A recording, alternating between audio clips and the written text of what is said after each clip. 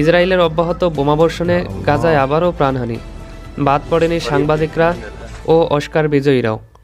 গাজা ইসরায়েলের বিমান হামলা অব্যাহত রয়েছে।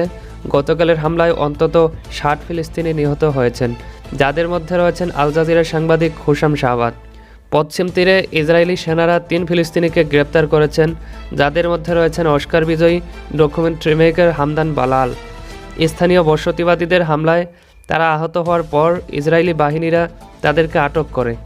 এদিকে গাজার স্বাস্থ্য মন্ত্রণালয়ের তথ্য অনুযায়ী ইসরায়েলের যুদ্ধে এখন পর্যন্ত ৫০,০৮২ জন ফিলিস্তিনি নিহত এবং ১,১৩,৪০৮ জন আহত হয়েছেন।